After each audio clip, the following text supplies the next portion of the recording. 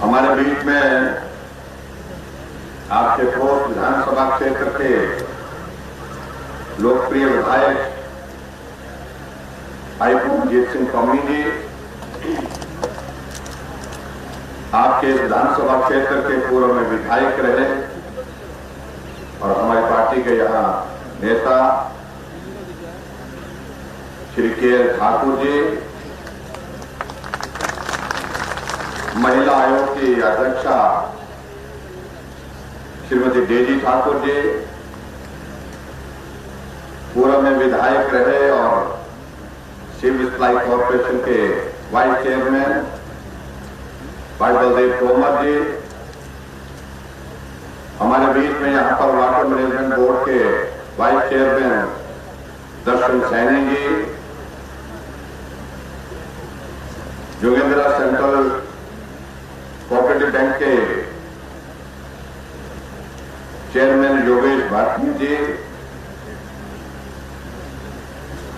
गौ सेवा आयोग के अध्यक्ष श्री अशोक शर्मा जी, जिला के अध्यक्ष श्री पार्टी के हमारे आशुतोष वैद्य जी, हमारे बीच में यहाँ बीबीएनडीए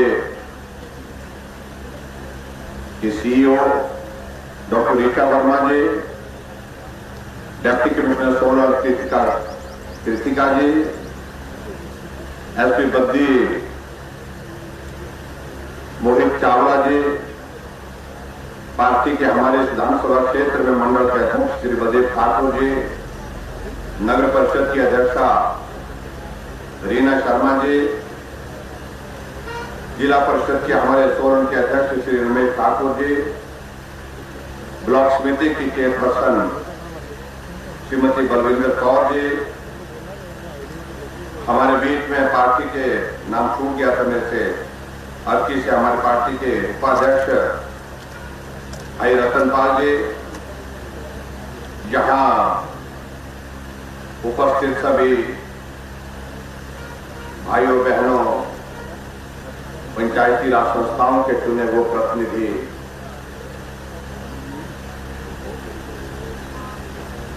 सेल्फ हेल्प ग्रुप के हमारे और महिला मंडल के सभी प्रतिनिधि और पत्रकार मित्रों,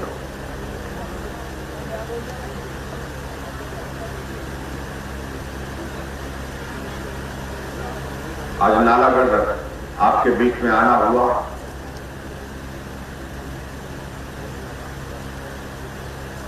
और यहां मैं सुन रहा था कि ठाकुर जी कह रहे थे कि आए नहीं, मैं तो परसों ही आया, 2 दिन के बाद फिर आ गया, आगे फिर बुलाएंगे फिर आ जाऊंगा।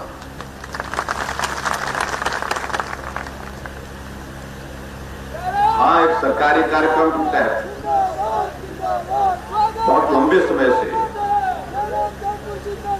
इस बात के लिए विनम्र आग्रह था हमारे समक्ष के हम आपके बीच में आए और इस प्रकार के सार्वजनिक कार्यक्रम, विकास के विभिन्न विकास के कार्यक्रम यहां पर हम कर सके। मैं मानता हूं उसमें थोड़ी देरी जरूर हुई है, लेकिन मुझे इस बात की प्रसन्नता है कि आज हम नालागढ़ विधानसभा क्षेत्र में आने के पश्चात एक दिन में, एक समय में, एक स्थान पर 21 जो है वो उद्घाटन और 31 जो है वो शिलान्यास कुल मिलाकर के योग किया जाए, जोड़ किया जाए तो 52 उद्घाटन और शिलान्यास के कार्यक्रम एक साथ संपन्न हुए हैं। उसके लिए मैं आप सबको बहुत बहुत बधाई देता हूं।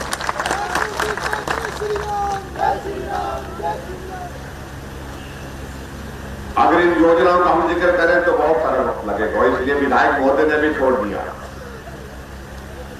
लेकिन आपने जा करके जहां ये योजनाएं जिनका उद्घाटन और शिलान्यास आज हमने किया,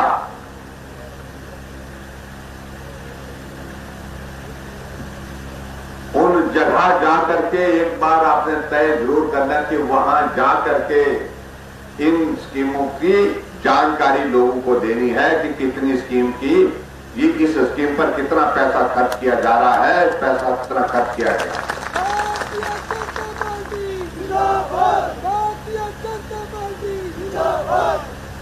मैं देख रहा था इन सभी को अगर हम जोड़े उद्घाटन और शिलान्यास के कार्यक्रमों को,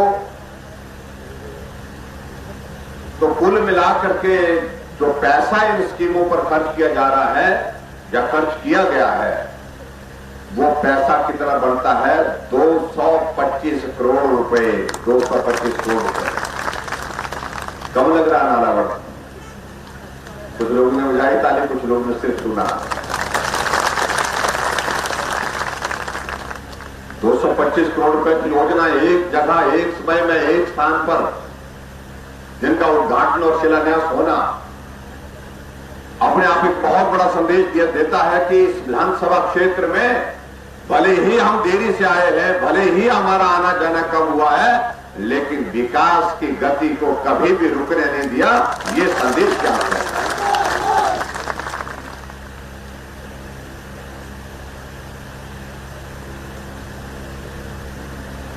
आईपीएच की विभिन्न योजनाओं के लिए जिनका उद्घाटन और शिलान्यास है, उसके लिए मैं आप सबको बधाई देता हूं। और सबसे पहले तो मैं इसी बात के लिए जरूर कहना चाहूंगा, बहुत लंबे समय से मांग थी कि नालागढ़ में बस स्टैंड बनना चाहिए, पर आज मुझे इस बात की प्रसन्नता है कि नालागढ़ का बस स्टैंड हमारा 5 करोड़ 60 लाख की लागत से बनकर के तैयार हुआ।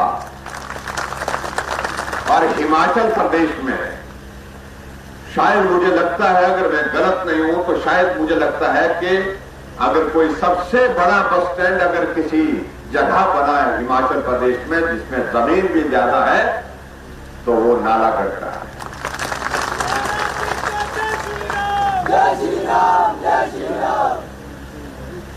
इसलिए केएल ठाकुर जी और उनके सब साथी कह रहे थे कि बनकर के तैयार हो गया है बस स्टैंड, जल्दी आइए उद्घाटन करें, हम चाहते हैं कि वहां से बसें शुरू हो जाए। और मुझे इस बात की प्रसन्नता है कि बहुत सुंदर बस स्टैंड, भले ही उसका शिलान्यास जो है वो पूर्व में सरकार ने रखा था, लेकिन उसके लिए पैसे का प्रावधान करना, उसको जमीन पर खड़ा करने का काम सारा का सारा वर्तमान सरकार का जाता है, भारतीय जनता पार्टी की सरकार को।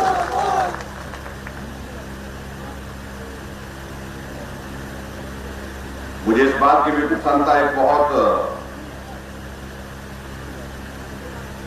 बेहतरीन यहां पर फॉरेस्ट डिपार्टमेंट वालों ने एक पार्क यहां पर जो बनाया है, और उस पार्क के माध्यम से मैं समझता हूं कि जो हमारा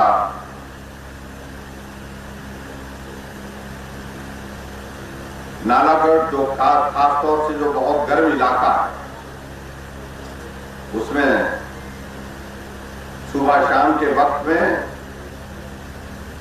आप लोग घूम सकते हैं, घूम करके वहां पर जाकर के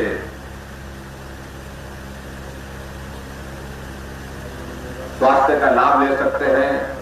बहुत सारी वहां पर अच्छे नए कॉन्सेप्ट के साथ उसमें काम की शुरुआत की है, जो यहां पर जैव विविध वन परिसर बनाया गया है, उसके लिए भी मैं आप सबको बहुत बहुत बधाई देता हूं।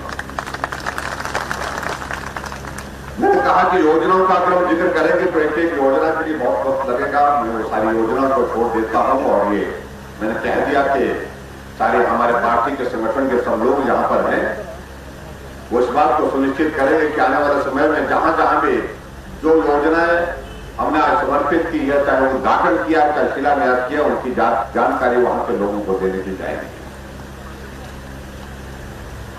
भाइयों और बहनों, आप सबके आशीर्वाद से हिमाचल प्रदेश में हमारी सरकार का 4 साल का कार्यकाल पूरा हुआ है,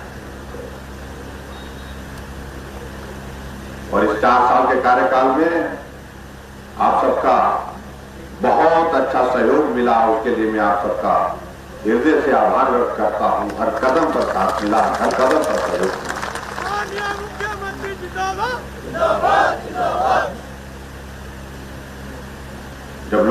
का चुनाव था, हम आपके बीच में आकर के बात करने के लिए आए थे और हमने आपको बोला था कि आप सहयोग करिए, समर्थन करिए। और उस वक्त आप सब लोगों ने भी कहा था कि हम सबसे बड़ी बढ़त देंगे।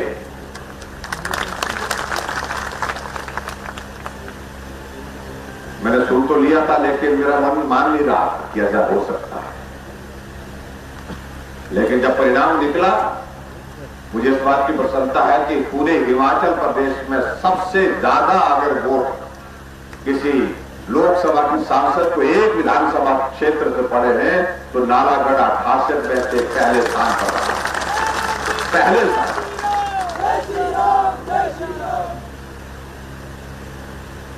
39,000 की, 40,000 की, 40,000 की बढ़त। और कई बार मैं सोचता हूं कि जिस विधानसभा क्षेत्र से 40,000 की बढ़त लोकसभा के चुनाव में मिले और उसमें हमारा अपना पार्टी का विधायक ना हो तो सचमुच में बड़ा विचित्र लगता है। ये कभी कैसे छूट गई, क्यों छूट गई, इस पर अब जाना नहीं चाहता हूं, लेकिन मैं इतना जरूर कहना चाहता हूं, आने वाले समय में नहीं छूटनी चाहिए।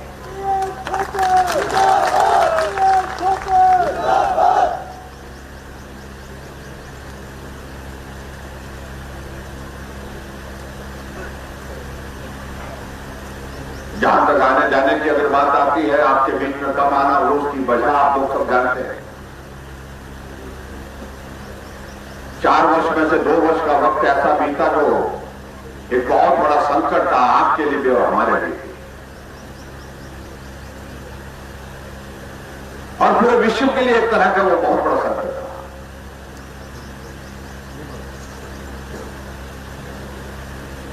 एक वायरस की वजह से मिलना जुलना बंद हो गया, आना जाना बंद हो गया।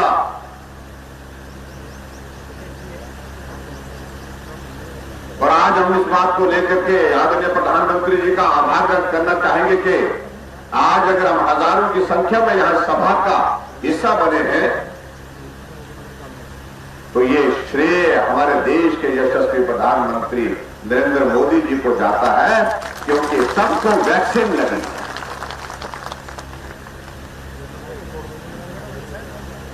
जब पूरे देश के दुनिया के साइंटिस्ट ने कहा इस बीमारी का कोई इलाज नहीं,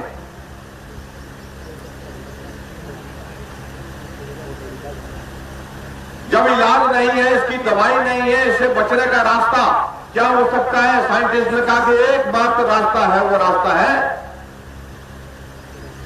कि वैक्सीन तैयार करनी पड़ेगी, वैक्सीन लगानी पड़ेगी। और आदरणीय प्रधानमंत्री जी ने अपने देश के साइंटिस्ट को इकट्ठा किया और कहा कि हम चाहते हैं कि भारत के साइंटिस्ट भारत के अंदर वैक्सीन बना करके तैयार करें। जो सहयोग की आवश्यकता हम वो देंगे। और आज हमारे लिए प्रसन्नता है कि 135 करोड़ के इस भारत में जो वैक्सीन के अभियान में पूरे दुनिया में सबसे आगे चल रहा है, यहां वैक्सीन अपने भारत के ही साइंटिस्ट द्वारा बनाई गई वैक्सीन लग रही है, अपने ही साइंटिस्ट के माध्यम से अपने ही देश में ले रही है।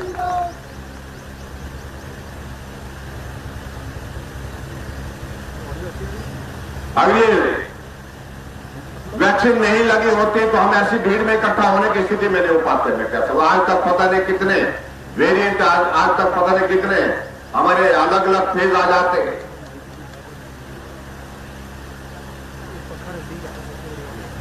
इसलिए कई लोग कई तरह की बातें कहने की कोशिश करते हैं। कई बार बहुत विचित्र लगता है कि हमारे विपक्ष के लोग इस पे भी राजनीति करने से गुरेज नहीं करते।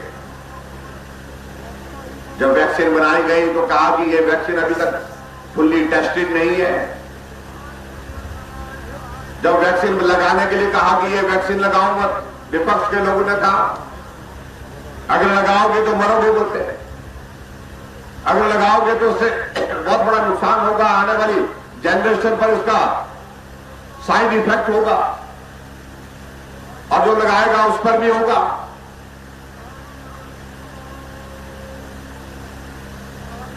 एक तरफ दुनिया एक ऐसे संकट के दौर में से गुजर रही है और दूसरी तरफ हमारे देश के कुछ लोग इसमें भी राजनीति करते हैं। और आप आज देखिए, इस बात को देखिए,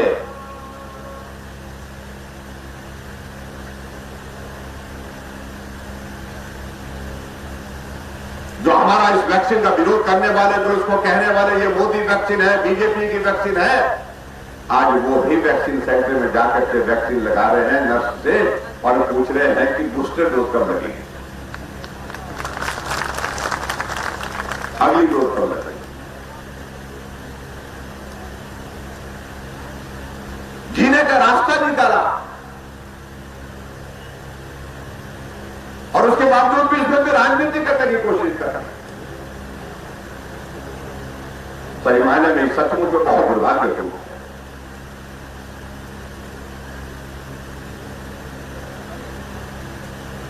उन सारी बातों में जाना मैं नहीं चाहता हूं, उन सारी बातों को छोड़ देना चाहता हूं। बहुत बड़े संकट के दौर में से हमें प्रश्न पूछने की कोशिश करते हैं कि जयराम की सरकार ने क्या किया।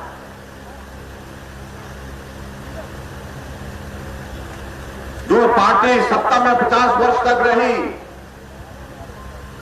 इस देश में, इस प्रदेश में,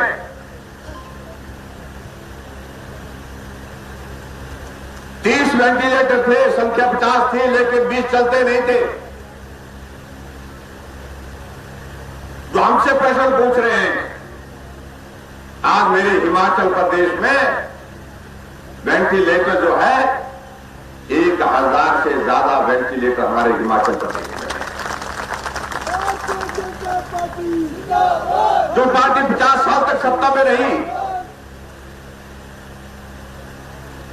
2 ऑक्सीजन के प्लांट थे हिमाचल प्रदेश में, एक शिमला आईजीएमसी में, दूसरा टांडा मेडिकल, वो भी बहुत छोटी कैपेसिटी थी।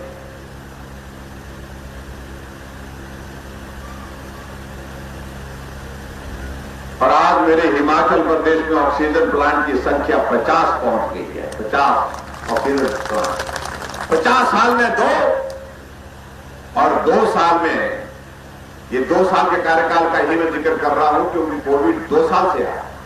2 साल में 50 हमने हिमाचल प्रदेश में ऑक्सीजन के प्लांट लगाने में सफलता हासिल की। इसलिए मेहरबानी होगी, उनको भी कहना चाहता हूं कि ना पूछें।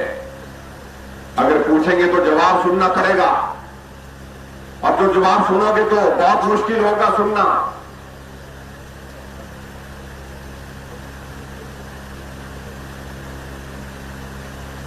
लेकिन हिमाचल प्रदेश की जनता ने बहुत बड़ा सहयोग दिया इस संकट के दौरान।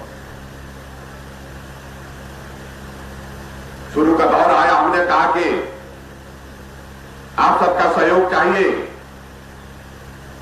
लॉकडाउन का दौर आ गया, लॉकडाउन लग गया, मजदूर लोग यहां पर काम करने के लिए आए। हिमाचल के विकास में उनकी एक बहुत महत्वपूर्ण भूमिका रहती है। काम बंद हो गया। हमने हिमाचल के भाई और बहनों से आप सबसे निवेदन किया कि मजदूर भूखा नहीं सोना चाहिए। जहां भी हो सके उसके लिए खाने की व्यवस्था, रहने की व्यवस्था करिए। और उसमें खास तौर से आपके नालागढ़ बद्दी के हमारे सभी भाई बहनों ने बहुत बड़ा उसमें सहयोग किया। जो मजदूर आए थे उनके लिए खाना भी दिया, राशन भी दिया।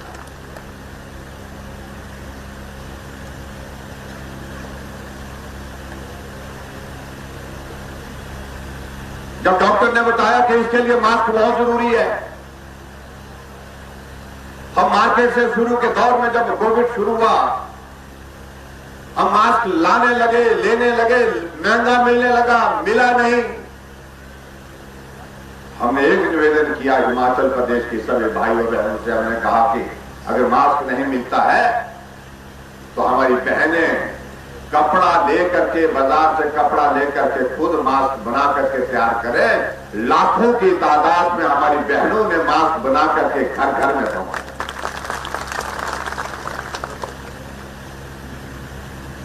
इसलिए इसमें, इस संकट में आप सबका बहुत बड़ा सहयोग रहा। यहां आशा वर्कर्स आई थी, आंगनबाड़ी वर्कर्स आई थी हमारे साथ, हमारा धन्यवाद करते थे। लेकिन धन्यवाद तो हमने तो थोड़ी मदद की, लेकिन इस संकट में आपकी, हमको हिमाचल प्रदेश में जो मदद मिली, घर घर जाकर के मरीज का इलाज करना, घर घर जाकर के उसको मदद पहुंचाने का काम किया। उसके लिए मैं आंगनबाड़ी वर्कर और आशा वर्कर को बहुत बहुत धन्यवाद देता हूं,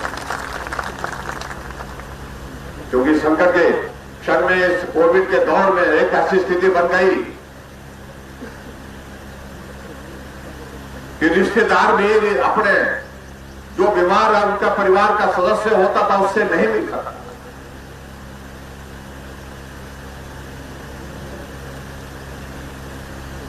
आमतौर पर जब आदमी कभी ऐसे संकट में होता है, जब बीमार हो जाता है, घटना दुर्घटना हो जाती है, सारा रिश्तेदार, साथी, मित्र, दोस्त सब मदद करने के लिए आते हैं। लेकिन ये वायरस आया तो ना रिश्तेदार करीब था, ना परिवार नजदीक था, ना भाई, ना बहन, ना कोई साथी की इजाजत ही नहीं दी जा सकती थी। इसलिए बहुत अलग तरह की परिस्थिति का दौर रहा। लेकिन भाई और बहनों, मैं आप सबका इस बात के लिए धन्यवाद करना चाहूंगा कि हमने उस दौर को, लगता है हमने उस दौर को पार कर लिया। अब हमारे 200 से भी कम मामले हिमाचल प्रदेश में बढ़ते हैं और मुझे पूरा भरोसा कि आने वाले समय में हिमाचल कोविड फ्री होकर के बहुत जल्दी बाहर निकलेगा। जब वैक्सीन लगाने की बात आई, हमें लगा कठिन काम है, एक आदमी को समझाना बहुत मुश्किल काम है, लेकिन हमने कहा करना है। हमने कहा जब आदमी को बचने और बचाने का एकमात्र रास्ता है तो हमको इस काम को प्राथमिकता के साथ करना है, और हमने किया। और आप सबके सहयोग और समर्थन से मैं इस बात को कहना चाहूंगा कि पूरे देश भर में हिमाचल पहली डोज में भी पहले नंबर पर, और दूसरी डोज पर भी पहले नंबर पर, और तीसरी डोज पर भी पहले नंबर, सबसे बेहतरीन काम किया। एक तरफ इस प्रकार का संकट और दूसरी तरफ विषय ये था कि हमारे विकास के कार्य कैसे बढ़े। आज नालागढ़ विधानसभा क्षेत्र में आकर के आप देख रहे हैं इस बात को, हमने उस संकट का भी सामना किया और उसके साथ साथ 225 करोड़ रुपए के उद्घाटन और शिलान्यास करके ये भी हमने संदेश दिया कि हम विकास को भी रुकने नहीं देंगे। ये भी हमने हिमाचल प्रदेश में काम करने की कोशिश की।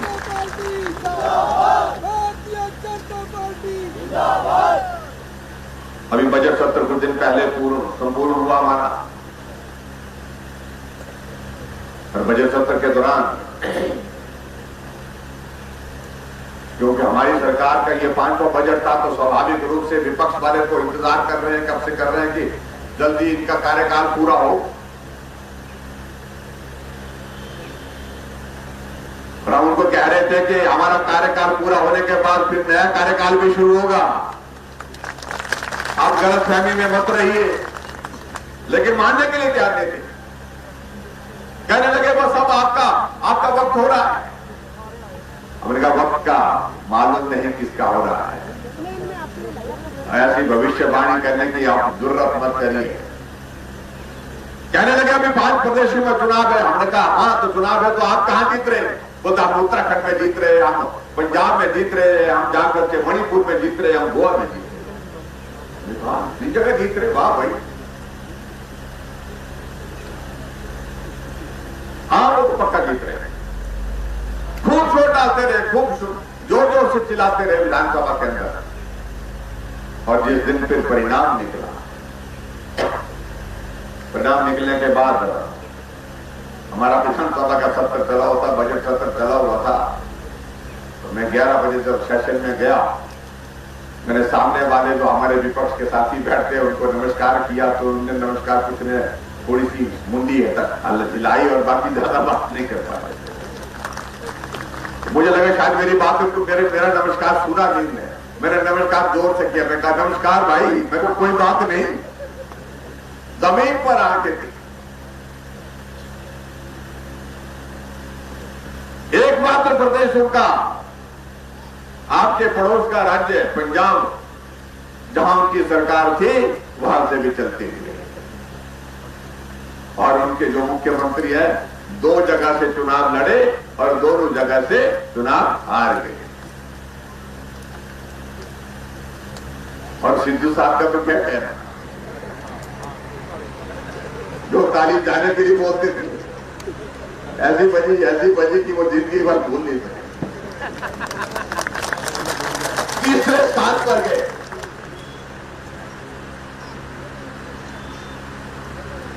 पार्टी हाईकमान को अपना त्याग पत्र दे दिया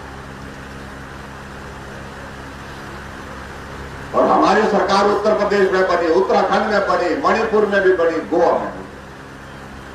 4 प्रदेश में भाजपा की सरकार थी, चारों प्रदेशों में भारतीय जनता पार्टी की सरकारें बनी।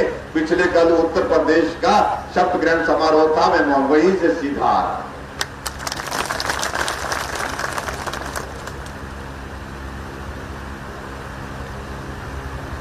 हम दोनों कांग्रेस के मित्रों को कहने लगे, किसी साथी का फोन आया, बोलते आप कहाँ हैं, काम था मुझे। मैंने कहा मैं तो जा रहा हूं भाई।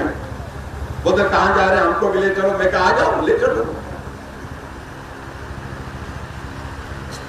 मैंने कहा मैं योगी जी की शब्द में जा रहा हूं, अगर आपने भी आना तो आ जाइए। बाकी कांग्रेस के लिए तो जब होने वाली आने वाले समय में 20 साल तक रहेंगे।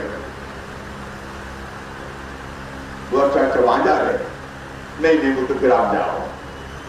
मैंने कहा आपने भी चलना तो आ जाइए।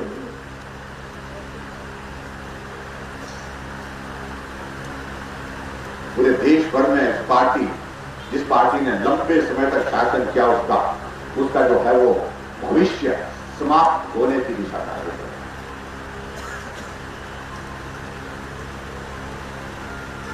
अफरा तफरी पड़ी हुई है, उस पार्टी के लोग कोई इधर भाग रहा, कोई उधर भाग रहा। G23 की बैठक दिल्ली में हो रही है, उसमें कांग्रेस के नेतृत्व पर बहुत बड़ा प्रश्न खड़ा किया गया। एक सीमा होती है हारने की, हम हार के थक गए और मोदी जी जीत करके नहीं थक रहे हैं।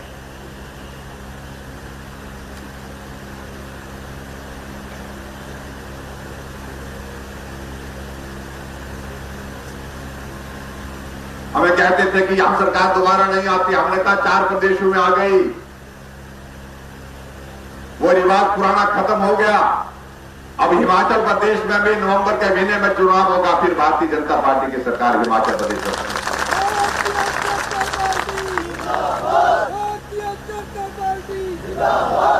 और बना करके छोड़ेंगे आप सबके सेवा।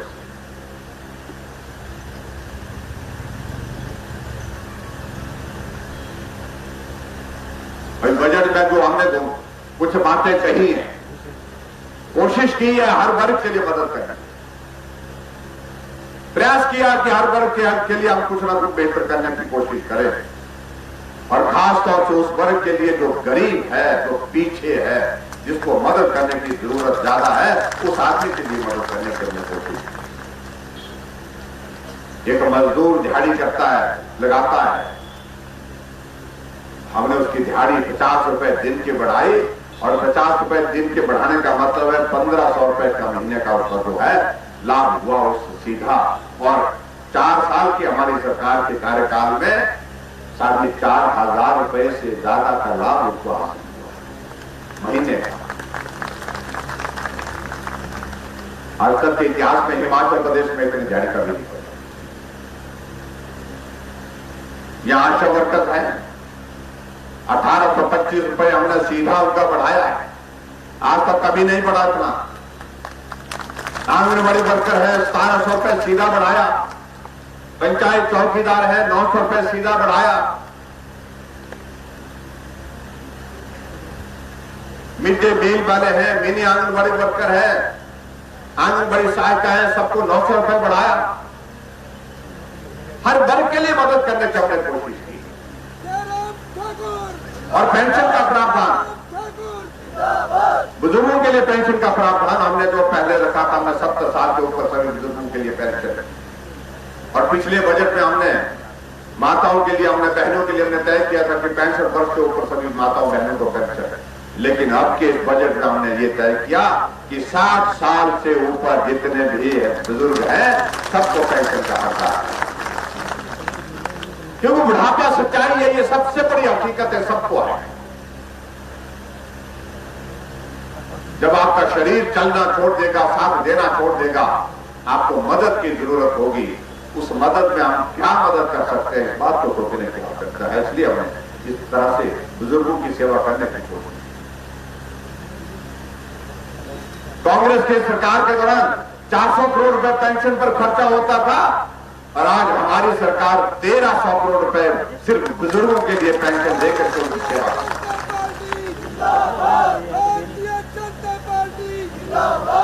एक गरीब आदमी अपना इलाज करने की स्थिति में नहीं हो पाता था। आज से पहले हिमाचल प्रदेश में जो भी सरकारें रही, कभी किसी सरकार के पास कोई योजना नहीं थी कि कोई गरीब आदमी बीमार हो जाए और बीमारी का इलाज करने के लिए उसके पास पैसे नहीं, उस सूरत में क्या होगा क्या? इस दुनिया से जाने की, इस दुनिया से चीख पुकार के बीच में अपनी जिंदगी छोड़ करके जाने के सिवाय कोई रास्ता नहीं था उस गरीब आदमी। हमने अलग से व्यवस्था की, योजना बनाई, हिम केयर की शुरुआत की और जो गरीब लोगों के इलाज के लिए जहां आदरणीय प्रधानमंत्री नरेंद्र मोदी जी ने आयुष्मान भारत की योजना पूरे देश के लिए लागू की, वहां हिमाचल प्रदेश में हिम केयर की शुरुआत की और हिम केयर के माध्यम से गरीब आदमी का इलाज करने का हमने मुफ्त खरीदा बनाया। और इस बजट में हमने कहा कि हिम केयर की रजिस्ट्रेशन जो है वो साल भर चलती रहेगी और हिम केयर की रजिस्ट्रेशन साल भर चलने के साथ साथ उसकी रिन्यूअल जो है 1 साल में नहीं 3 साल में करेंगे। एक बार कार्ड बनने के बाद 3 साल तक वो चलता रहेगा।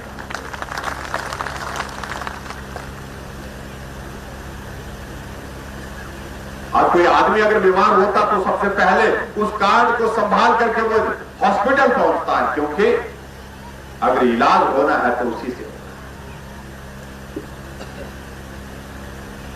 2 लाख से ज्यादा हिमाचल प्रदेश में हमने गरीब लोगों का मुफ्त में इलाज कर दिया और लगभग 200 करोड़ से ज्यादा हमने खर्च किया। हर घर में गैस का चूल्हा हो, इसके लिए हमने गृहिणी सुविधा योजना की शुरुआत की। हिमाचल पूरे देश भर में पहला राज्य है जहां हर गरीब के घर में भी गैस का चूल्हा है। छोटा घर होगा, टूटा हुआ घर होगा, लेकिन घर के अंदर गैस का चूल्हा है, क्योंकि हमारी सरकार ने पहुंचा 3,25,000 गैस के चूल्हे हमने घर घर पे जाकर के। अभी सब लोगों ने कहा कि थोड़ी गैस भी अगर मिल जाए तो अच्छा रहेगा। हमने गैस का कनेक्शन तो दिया ही दिया, लेकिन गैस के कनेक्शन के साथ हमने इस बात को भी तय किया कि सिलेंडर भी दे। जो नया कनेक्शन लेगा उसको 2 सिलेंडर मिलेंगे, 3 सिलेंडर मिलेंगे और जिसने 2 सिलेंडर पहले इस्तेमाल कर लिए हैं उसको 1 मिलेगा। इस प्रकार की योजना बनाई और उस पर विचार कर रहे हैं। कुछ लोगों का सुझाव आ रहा कि सिलेंडर देने के बजाय खाते में जो सिलेंडर का पैसा हमको अकाउंट में भेजा जाए, जमा किया जाए, वो ज्यादा अच्छा रहेगा। हम उस पर भी विचार कर रहे हैं क्या करना, अगर वो होगा तो उस तरह से उसको कर सकते हैं। जो कांग्रेस के लोग हमसे पूछ रहे हैं कि क्या किया, हमने तो गरीब आदमी के लिए ये भी किया, उसके इलाज का भी इंतजाम किया, उसकी पेंशन का भी इंतजाम किया, उसके लिए घर में गैस पहुंचाने का भी इंतजाम किया। और आगे बढ़कर के जो बेटी, अगर कोई गरीब है, बीपीएल परिवार की बेटी है, जब उस बेटी की शादी होगी उसके लिए हमने योजना शुरू की, शगुन योजना। जिस दिन उस बीपीएल परिवार की बेटी की शादी होगी 31,000 रुपए हम शगुन के रूप में उस बेटी के खाते में डालेंगे। 50 साल वो पार्टी सत्ता में रही, लेकिन उसने कभी सोचा नहीं कि कोई बेटी, ऐसी बेटी, गरीब बेटी, उसको ऐसे वक्त में मदद करनी चाहिए। सहारा योजना के अंतर्गत जो आदमी बिस्तर पर चल नहीं सकता है, उसके इलाज के लिए, उसकी सेवा के लिए 3,000 रुपए हम उसके खाते में हर महीने का डाला। लेकिन आज से पहले कभी नहीं उसको दिखाई दिया जो सत्ता है। अरे आदमी के तो जो मदद करनी हमने वो तो की, लेकिन हमने बेजुबान उस पशु की भी मदद करने की कोशिश की, जिसको अपने उपयोग के बाद जो है चौक पर छोड़ दिया गया। हम देखते हैं गाय, हमारे गौ वंश जो है सड़कों पर चौक पर छोड़ दिया गया। और मुझे इस बात को लेकर के कहने में प्रसन्नता है कि हमने इन 4 साल के कार्यकाल में 20,000 गाय सड़कों से उठा के गौ सदन में, गौ सेंचुरी में पहुंचाने में सफलता हासिल की। 20,000 गाय जो है आज गौ सेंचुरी में और गौ सदन में। और जो आदमी गाय की सेवा के लिए आगे आएगा, हमने ये तय किया कि अपना गौ सदन संचालित करना चाहता है, चलाना चाहता है, उसके लिए हम मदद करेंगे। और मदद क्या करेंगे? एक गाय के लिए जो अगर गाय का पालन करेंगे, पहले हमने 500 रुपए रखा था उस पर, लेकिन उसको बढ़ा करके हमने 700 रुपए इस बजट से कर दिया। 700 रुपए हम सरकार की ओर से जो मदद करेंगे। एक पुण्य का भाव सब आदमी में आना चाहिए। एक इस तरह का श्रद्धा का भाव, गाय के प्रति आदर का भाव आना चाहिए। गाय को कहते तो मां है, लेकिन मां छोड़ दी गई है, जीने मरने के लिए अपने हाथ पर छोड़ दी। इसलिए बहुत सारी योजनाओं के माध्यम से अपने हिमाचल प्रदेश में काम करने को, लेकिन फिर भी मैं इस बात से सहमत हूं, बहुत कुछ अभी करना बाकी है। आप सबके आशीर्वाद से हिमाचल प्रदेश में कठिन परिस्थितियों में हमारी सरकार ने 4 साल का कार्यकाल पूरा किया। कठिन परिस्थितियों का जिक्र मैं इसलिए कर रहा हूं क्योंकि ये कोविड का दौर किसी दूसरे मुख्यमंत्री को देख रहे हैं। यह आपके लिए भी बहुत परेशानी वाला दौर था, हमारे लिए भी बहुत परेशानी वाला दौर था, लेकिन आज देवी देवताओं की कृपा से, आप सबकी कृपा से, सहयोग से इस बात को मैं कह सकता हूं कि उस दौर से बाहर निकलने की परिस्थिति में हो पा रही। आज के इस कार्यक्रम में हम आपके बीच में यहाँ नालागढ़ में जहां विभिन्न योजनाओं के हमने उद्घाटन और शिलान्यास किए, वो आपको मुबारक, उसके लिए मैं आप सबको बहुत बधाई देता हूं। लेकिन उसके बावजूद कुछ चीजों का जिक्र यहां पर किया गया है। तो यहाँ के ठाकुर जी यहीं खड़े हो गए। मैं इनको कह रहा था कि अगर आप बैठे तो अच्छे लगते हैं, बहुत अच्छे लगते हैं। जो चीजें ज्ञान के क्षेत्र के लिए आवश्यक है, उन चीजों को लेकर के मैं सिर्फ इतना ही कहना चाहता हूं, जहां जहां जितना भी हो सकता है वो करने की हम कोशिश करें। कुछ स्कूलों के जिक्र किए हैं उन्हें अपग्रेडेशन के लिए, वो सूची, हाँ जी, बहुत लंबी है ना, थोड़ी होती तो मैं पढ़ लेता। हाँ जी,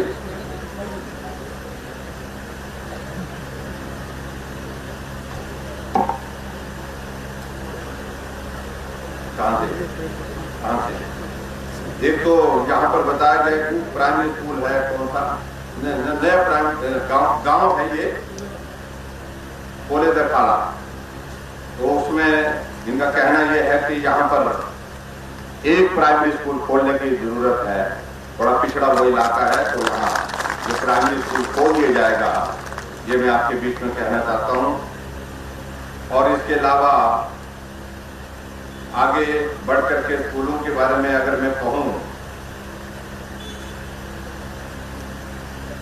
मैं जिक्र करूंगा उन स्कूलों का, लेकिन उसके बावजूद मैं देखूंगा अगर नॉर्म्स में पूरे होंगे, क्योंकि स्कूल खोलने के लिए कुछ नॉर्म्स हैं, पॉपुलेशन, डिस्टेंस, स्टूडेंट स्ट्रेंथ, ये सारी चीजें उसमें आती हैं। और उसमें गवर्नमेंट हाई स्कूल साई चरो एक स्कूल है, और उसके बाद दूसरा स्कूल गवर्नमेंट हाई स्कूल मिलेनी है, और गवर्नमेंट हाई स्कूल कुल्ला है, गवर्नमेंट हाई स्कूल गुना है, गवर्नमेंट हाई स्कूल पल्ली है, और उसी तरह से government high school Nangal, government high school Navagaon और मस्तानपुरा। इन स्कूलों के लिए मैंने कहा कि इनको अपग्रेड करना है, हाई स्कूल है, +2 करना है।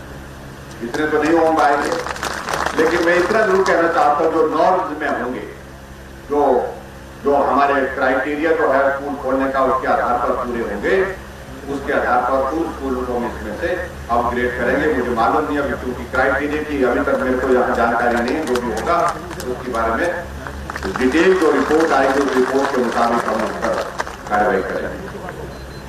अभी आगे जाकर के गवर्नमेंट मिडिल स्कूल से गवर्नमेंट हाई स्कूल करने के लिए मैं government middle school Kumarhatti, government middle school Rampur, government middle school Kashmir भी है यहाँ है, कश्मीरपुर, और गवर्नमेंट मिडिल स्कूल धाना, गवर्नमेंट मिडिल स्कूल सुना और गवर्नमेंट मिडिल स्कूल रामपुर, इनको भी अपग्रेड करने के लिए उन्होंने कहा है। अगर इसमें भी नॉर्म्स के मुताबिक जो आते हैं उनको पूरा करने के लिए अगर उसमें कोई कठिनाई नहीं आई तो उनमें से उन स्कूल को करेंगे, जहां कठिनाई आएगी तो वहां बात करेंगे। और इसी तरह से आगे प्राइमरी स्कूल से मिडिल स्कूल पढ़ाने के लिए रंधाला गवर्नमेंट प्राइमरी स्कूल है और नानोवाल है,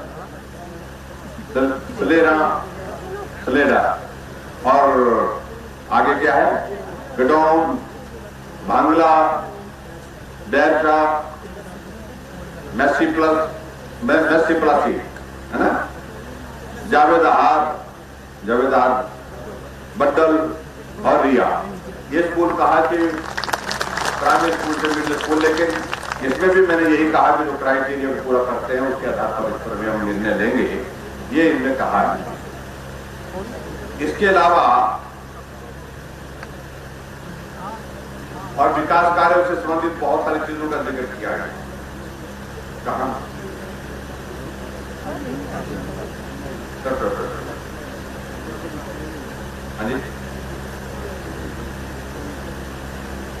एक तो यहां उन्होंने बताया कि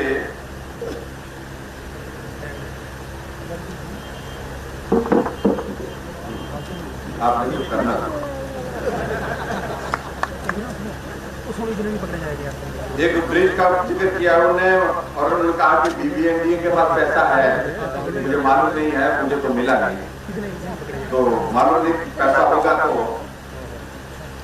हाँ एक ये ब्रिज है, ये सरसा का है ना, बिटवीन क्लासिकल और सैनी माजरा, इसके लिए उन्होंने पैसे का प्रावधान करने के लिए बोला, तो बीबीएनडी से इसके लिए पैसे का प्रावधान करने का प्रयत्न करूंगा। और दूसरा ब्रिज जो है पल्लीखट नियर रेतर, इसके और इसके आगे सड़क बता रहे हैं रजवाइन तक, उसके लिए भी इन्होंने कहा कि इसके लिए भी सहयोग चाहिए, पैसा चाहिए, बीबीएनडी से पैसा मिल जाएगा। और उसी तरह से एक ब्रिज जो है कुंडलूगढ़ बिटवीन कोटला एंड पलाई, उसके लिए भी जिक्र किया है। एक और जिक्र किया है ब्रिज और बटोली खट, हाँ रेडू बटोली अदवर रोड, और वहां पर इनको पैसे की इनको जरूरत होगी। और उसके बाद उन्होंने कहा कि एक इरिगेशन की फैसिलिटी के लिए 25 ट्यूबवेल के लिए उन्होंने बात कही है, तो बीबीएनडी से मैं बात करूंगा, मुझे मालूम नहीं पैसे की प्रावधान कितना तो हो पाएगा, लेकिन कोशिश करेंगे इसमें मदद करने की आपको, ये मैं आपके बीच में कहना चाहता हूँ। और उसके साथ साथ में हैंडपंप का जिक्र किया है कि कुछ जगह हैंडपंप चाहिए, इन्होंने मांगे हैं, इन्होंने 50 नंबर मांगे हैं, कितने हो पाते हैं इसमें करने की कोशिश करेंगे। और उसी तरह से एक और चीज का जिक्र किया उन्होंने, जो पक्का लिंक रोड जो है वो गुजराती बनी तालुक कुर्ला से कंकरू घाट है ना, तो इसकी डीपीआर जो है बताई गई कि पेंडिंग है, इसको इस डीपीआर को बना करके जो है हम आगे नाबार्ड के लिए भेजें, और इसको भेज दिया गया है। मैं ये कहना चाहता हूँ, और इसकी स्वीकृति के लिए इसको सैंक्शन करवाने के लिए हम पूरा कोशिश करेंगे। एक शेड्यूल कास्ट कंपोनेंट के अंतर्गत जो है कपरेड़ा टू मेला, और उसके बाद रोड रिया, हाँ रिया मातिया जागली खलेग अपर, इसके लिए भी कहा कि भी एसएससीपी में। और उसी तरह से एक और रोड है कोला डूंगी प्लेट मेला, ये भी इसके लिए भी कहा है। और रिया, और एक और सड़क जो बताई गई रिया कपौली जाबल वैली, इसके लिए शेड्यूल का कंपोनेंट के अंतर्गत पैसे के लिए तो हम रिकमेंड करेंगे कि यहाँ शेड्यूल का कंपोनेंट के अंतर्गत पैसे का प्रावधान हो सकता है। अब कुछ स्कूलों में कुछ अलग अलग इसमें जो है पोस्टों की बात कही है, इसके लिए अनाउंसमेंट नहीं की जा सकती है, अनाउंसमेंट करती इसलिए नहीं आती। जो भी लिस्ट दी है हमने, कुछ जगह स्कूल की बात है, कुछ जगह पीएचसी की बात है, कुछ जगह कॉमर्स की क्लासेस शुरू करने की बात कही है, साइंस की क्लासेस शुरू करने की बात कही है, उन सारी चीजों को लेकर के मैं नोट कर लेता हूँ, क्योंकि लंबी लिस्ट है ये, और जो भी जितना भी पॉसिबल उसमें हो सकता है वो पोस्टों की क्रिएशन के लिए उनको हम करने की कोशिश करेंगे। ये मैं आपके बीच में कहना चाहता हूँ। उसके लिए जो है वो ये हमारे जय ठाकुर जी हमको सूची दे दें, इतना मैं कहना चाहता हूँ।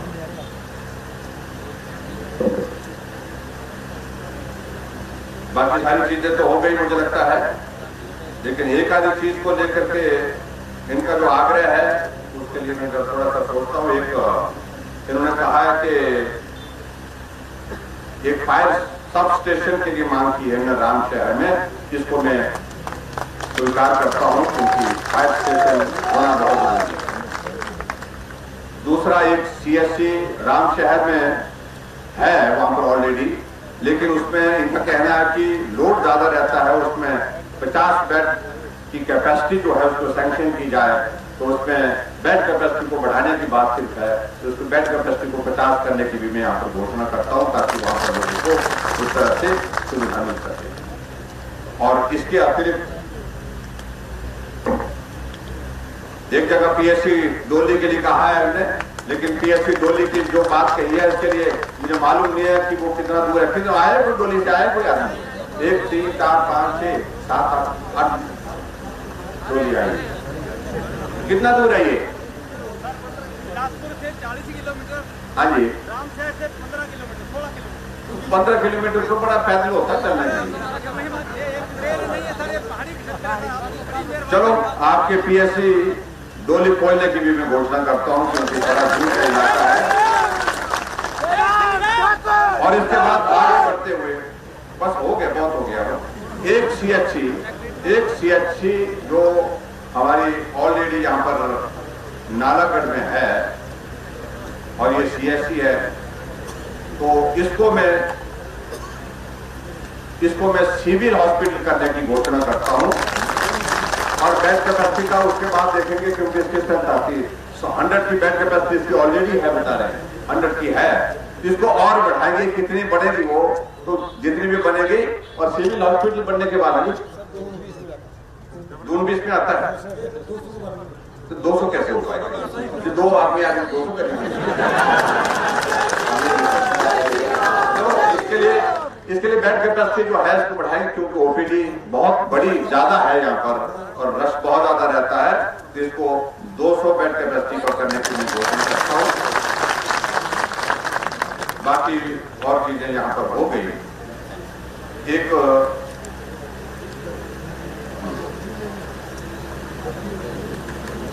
एक बात आई यहाँ पर, जो BDO ऑफिस जो है रामशहर में, जहाँ खुलना चाहिए, मैं पूछ रहा हूँ क्यों खुलना चाहिए? तो आपके चेहरे पर तो खुलना चाहिए। तो कितना दूर है? दूर कितना है? 8 किलोमीटर है। तो इसमें मुझे मालूम पड़ा कि इसमें अच्छा, तो ये मैं आपके बीच में ये कहना चाहता हूँ, मैंने थोड़ी सी इसकी रिपोर्ट थोड़ी सी मैंने मांगी है, तो मुझे मालूम पड़ा कि इसमें आपको जोड़नी पड़ेगी। तो आप सबके मैं अनाउंस करूंगा, तो आप भी अनाउंस करेंगे, डिजाइन देंगे अगली बार, पक्का देंगे? आईटी का इलाका भी आता है, तो रामशहर में BDO ऑफिस करने की भी घोषणा करता हूँ। और मुझे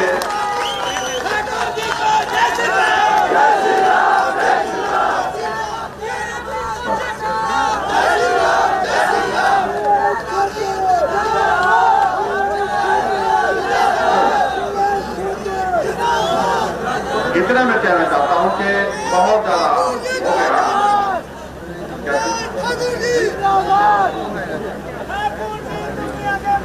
और एक और लास्ट है,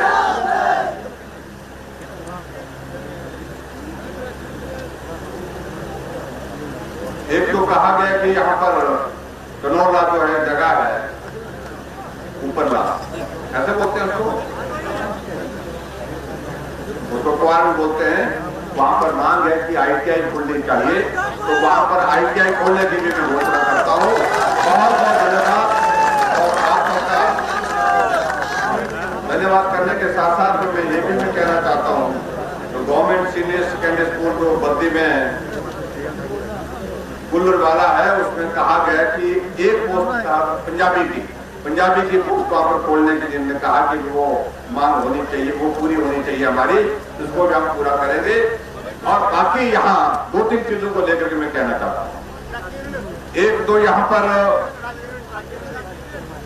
जो सैनिक स्कूल की बात आ रही थी, और मुझे आप सबके बीच में ये बात बताते हुए प्रसन्नता है कि यहाँ पर जो सैनिक स्कूल जो है मिनिस्ट्री ऑफ डिफेंस की ओर से जो है वो सारी औपचारिकताएं इसकी लगभग पूरी हुई है, और मैं उम्मीद करता हूं जैसी पूर्ण औपचारिकता होने के बाद सारी कार्यवाही होगी तो यहाँ पर सैनिक स्कूल जो है, हालांकि कोलता तो केंद्र है, लेकिन यहाँ से पूरा स्टेट गवर्नमेंट की ओर से पूरा रिकमेंडेशन, पूरा सहयोग उसमें मिलेगा, और आने वाले समय में मुझे पूरा भरोसा है कि ये काम भी आपका होगा। इतना मैं आपके बीच में कहना चाहता हूँ। और जहां तक दो चीजों को लेके, एक ओल्ड एज होम की बात आई है और एक जो ग्राउंड की बात आई है। ग्राउंड के लिए जो हमने बात की है इंडस्ट्री डिपार्टमेंट के साथ, जो जमीन है उसका स्टेटस क्या है, जहां पर वो ग्राउंड बनाना चाह रहे हैं उसका स्टेटस हमको बता दें, और स्टेटस अगर उसका ठीक आता है, उसमें यानी कि किसी इंडस्ट्री को हमने वो अलॉट नहीं की होगी, तो उसके लिए हम जरूर वहां पर जो है प्ले फील्ड, अच्छा एक ग्राउंड जो है जिसको मल्टीपर्पज आप बोलते हैं, उस तरह का बनाने की हम कोशिश करेंगे। लेकिन जमीन की क्लैरिटी उसके आने के बाद उसका निर्णय करेंगे। दूसरा जो एक बहुत ही पुण्य के काम के लिए बात कही है, उसमें ये कहा गया कि यहाँ जो है एक समाज सेवक हुआ करते थे, क्या नाम उनका, तेजपाल जी, उनकी स्मृति में ये चाह रहे हैं कि यहाँ पर ओल्ड एज होम हम बनाना चाहते हैं, और ओल्ड एज होम के लिए एक प्रक्रिया होती है पूरा, उसके लिए लैंड की फॉर्मेलिटी, और उसके बाद लैंड की फॉर्मेलिटी के साथ बजट में उसके प्रोविजन, सारी चीजें करनी होती हैं, और उसके लिए हमने सारी रिपोर्ट्स के लिए कहा है डिपार्टमेंट सोशल जस्टिस डिपार्टमेंट को, हमने कहा सारी रिपोर्ट्स हमको दे दे, अगर इसमें व्यवहारिक रूप से ये बनती है बात तो इसको भी पूरा करने की दिशा में हम आगे बढ़ेंगे, जैसे औपचारिकता